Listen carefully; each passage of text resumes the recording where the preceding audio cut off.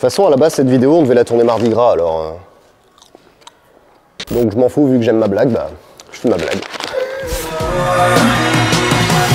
It's alright. It's alright. It's alright. Mes petits groomers, quel privilège pour moi d'être ici aujourd'hui. Je remercie Maserati Sipa Automobile et bien évidemment Charles qui s'occupe de la concession Maserati. Voici donc la nouvelle supercar signée Maserati, la MC20. Dans le monde de l'automobile, on sait tous que Maserati est issu de la compétition et a plutôt un beau palmarès à son actif.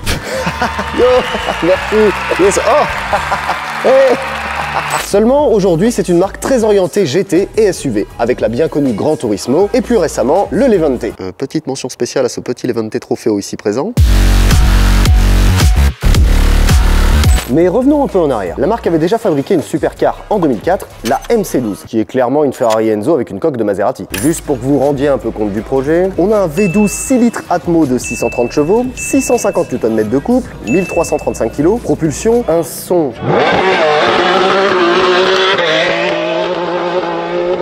Et surtout 50 exemplaires sans compter les 12 Corsa. 17 ans après, voici la MC20.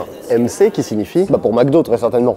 Ils m'ont pas mis mes sauces par contre. Non, pas du tout. McFlurry alors. Parce que quand on voit le Blue Infinito avec l'intérieur Tad, ah bah c'est sûr que c'est un M&M's nappage caramel. Hein. Ou Oreo si tu penses au packaging. Donc MC pour Maserati Corset. Ah j'aurais pas deviné. Et le 20, bah pour 2020, tout simplement. Mais attention, cette voiture n'est pas la remplaçante de la MC12, c'est une toute nouvelle supercar 100% Maserati. Bah ouais, parce que de temps en temps, les supercars ont un ADN partagé. Et c'est pas forcément une mauvaise chose. Mais vous avez par exemple la R8 V10 et la Lamborghini Huracan, c'est le même moteur, ou Aston Martin qui possède des moteurs Mercedes AMG. Et ça n'a pas été le choix de Maserati d'emprunter un moteur quelque part. Ils ont développé leur propre moteur. Et non, malheureusement, pas de V8 Atmo 4,7 litres ici.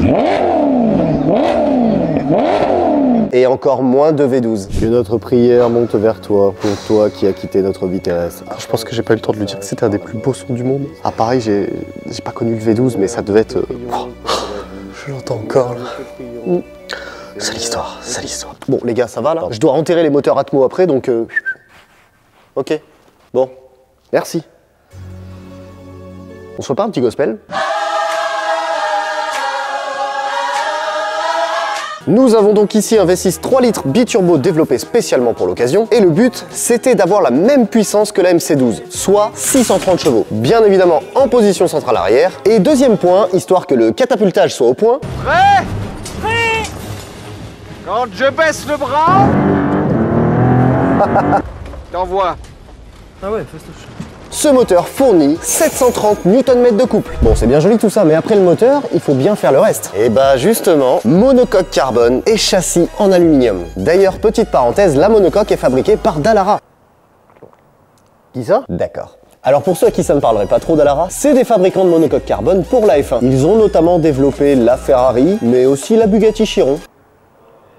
Ah d'accord, c'est pas leur premier coup d'essai on va dire. Ouais, on commence à avoir un petit cocktail sympa là. Vous rajoutez quelques détails assez stylés, comme par exemple les jantes, car Maserati, ils sont plutôt doués pour cacher leur logo dans les jantes. Le visuel sur le moteur, avec un petit trident qui traîne par ici encore. Il lui manque juste le pack carbone à cette MC20. Ça comprend la lame avant, les bas de caisse et le pare-choc arrière. Mais bon, prix du pack carbone, 42 000 €. Oh merde, c'est cher. Bon, c'est pas grave, parce que du carbone, on en a quand même par ici. Matez-moi ces portières en élytre, carbone forgé, cuir, Alcantara. La triplette au calme. Concernant cet intérieur, je pense qu'il est difficile de faire plus épuré. En revanche, c'est hyper classe. Il y a du cuir partout, l'Alcantara partout, du carbone partout. Ouais, là, je pense qu'on est quasiment au top du top. Les petits baquets à belt, le petit bouton pour ouvrir la porte. Ne vous inquiétez pas, il y a une petite languette en cuir. Derrière les sièges, au cas où. Ah oui, et petit détail pas si con finalement. Donc ça, clairement, vous voyez, c'est le problème des supercars, c'est qu'on voit foutrement rien dans cette vitre arrière. Mais Maserati, ils ont pensé à tout. Boum! Et voilà, la petite caméra derrière, elle sert à ça. Hein.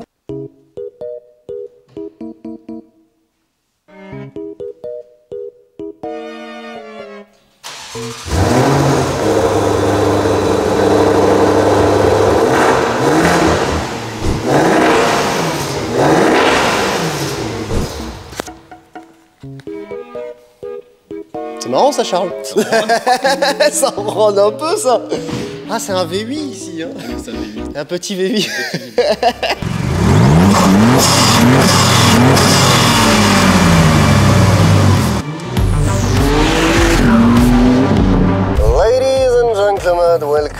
to the MC20. Welcome to ma vie and welcome to le bonheur finalement, tout le kiff. J'ai mon copilote à me faire à gauche, à gauche. Première sensation, elle est pas intimidante. Il y a des voitures, des fois, foncièrement, elles me font un peu stresser. Alors que celle-ci, il n'y a pas un gabarit intimidant. Elle a l'air assez simple en fait de prise en main. C'est comme ça me rappelle un peu la Ferrari 458. Dès que j'ai fait les premiers kilomètres, je me suis dit putain, j'ai l'impression que je la conduis depuis 5 ans. Et bah là, j'ai un peu la même sensation. C'est bien mignon tout ça, mais on va voir ce que ça donne. Il y a une moto derrière. Oh. Ok, ok. D'accord. Yes.